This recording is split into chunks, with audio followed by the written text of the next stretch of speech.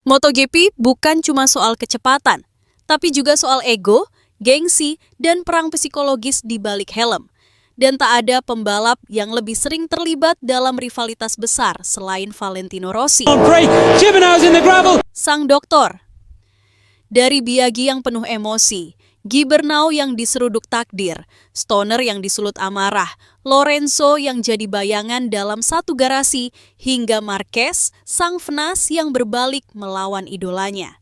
Inilah kisah rivalitas terbesar dalam sejarah MotoGP. Perjalanan panjang Valentino Rossi melawan para musuh abadinya.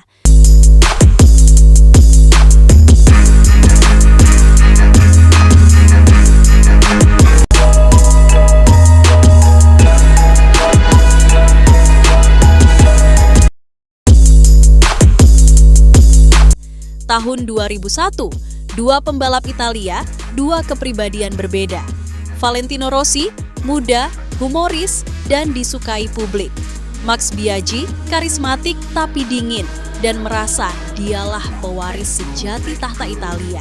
Rivalitas mereka dimulai bahkan sebelum balapan. Di koridor pedok, di konferensi pers, dan akhirnya di lintasan. Di Grand Prix Catalunya 2001, tensi memuncak. Rossi dan Biaggi adu senggol di trek, lalu bersih tegang di tangga menuju podium. Keduanya nyaris baku pukul, disaksikan langsung kamera dunia. Tapi yang menarik, setiap kali mereka berseteru, popularitas Rossi justru meledak. Fans mulai melihat Rossi bukan sekadar pembalap, tapi tokoh karismatik yang membawa drama di tiap tikungan. Dan sejak itu MotoGP berubah dari sekadar olahraga jadi spektakel emosi.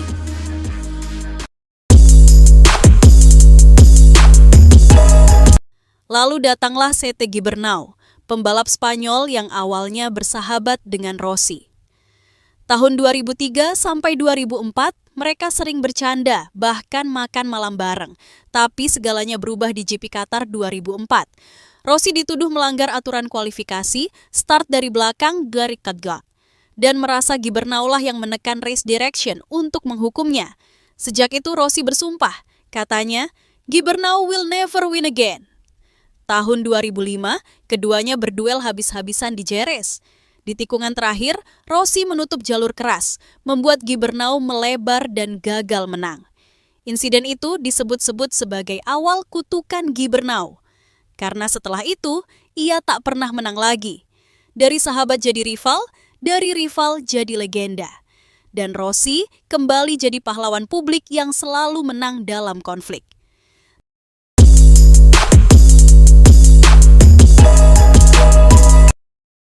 Tahun 2007 sampai 2008, muncul anak muda Australia bernama Casey Stoner.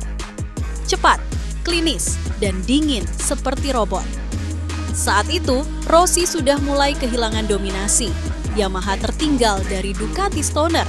Tapi di Laguna Seca 2008, dunia melihat duel paling legendaris MotoGP modern.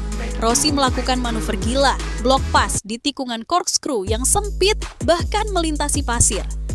Stoner kesal, ia berkata, Rossi tidak ingin aku menang, bahkan jika kami berdua harus jatuh. Sejak itu, keduanya punya tensi dingin. Mereka saling hormat di depan kamera, tapi saling tikam dengan komentar tajam di balik layar. Rossi menang di Laguna, tapi Stoner membuktikan era baru telah tiba dan Rossi harus bertarung lebih keras dari sebelumnya.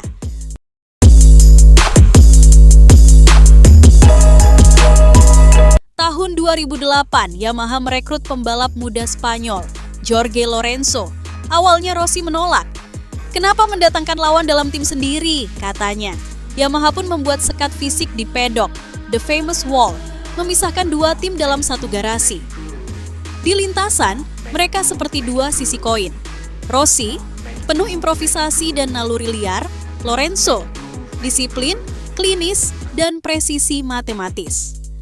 Rivalitas ini menghasilkan duel epik seperti di Catalunya 2009. Rossi menyalip Lorenzo di tikungan terakhir dalam momen yang kini jadi ikon MotoGP. Tapi akhirnya Lorenzo membalas. Ia menjadi juara dunia 2010, menandai pergeseran kekuasaan dari The Doctor ke The Spartan.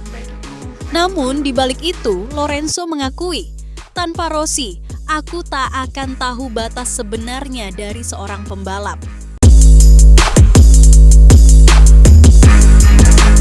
Dan akhirnya, datanglah rival paling dramatis, Marc Marquez.